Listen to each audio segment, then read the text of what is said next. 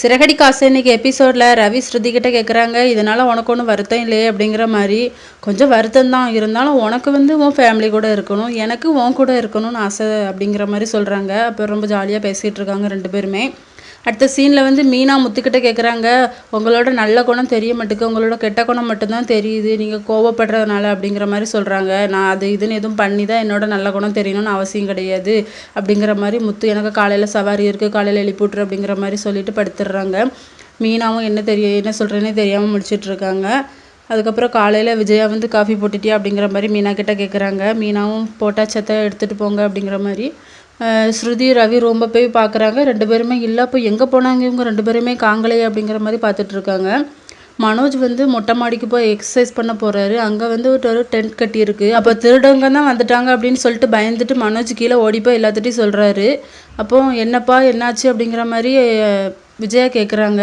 இல்லைம்மா மேலே டென்ட் போட்டிருக்காங்க, யாரோ திருட தான் வந்திருக்காங்கன்னு நினைக்கிறேன் அப்படின்னு சொன்ன உடனே விஜயா சொல்கிறாங்க, ரவி ஸ்ருதியும் வேறு காங்கல, வாங்க மேலே போய் பார்க்கலாம் அப்படின்னு சொல்லிட்டு போகிறாங்க. ஆனால் மனோஜ் மேலே போக மாட்டேங்கிறாரு.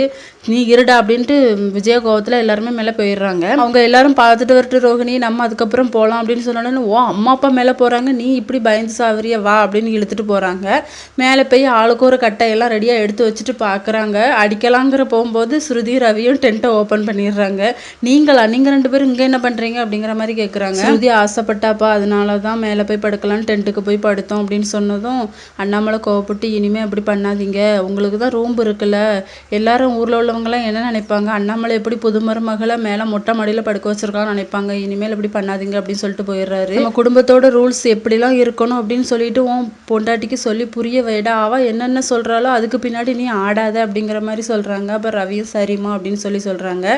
அடுத்தது ஸ்ருதியோட அம்மா ஸ்ருதிக்கு கால் பண்ணுறாங்க. என்னடி போய் 2 நாள் ஆச்சு, ஃபோனே பண்ணலையே அப்படிங்கிற மாதிரி கேட்குறாங்க.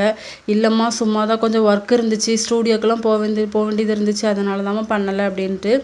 சரி எப்படி இருக்குது அப்படிங்கிற மாதிரி கேட்குறாங்க. இல்லாமல் மொட்டை மாடியில் நிற்கிறேன், எனக்கு ரூம் இல்லை, அந்த ரவியோட அண்ணன் எப்படி பூட்டிகிட்டு போயிட்டார், அவங்க ரூமில் தான் நாங்கள் ஸ்டே பண்ணியிருந்தோம், அதனால் இப்போ மொட்டை மாடியில் டென்ட் போட்டு நான் அங்கே இருந்தேம்மா, படுத்தேன், ராத்திரிலாம் அங்கே தான் படுத்திருந்தோம் அப்படிங்கிற மாதிரி சொல்கிறாங்க.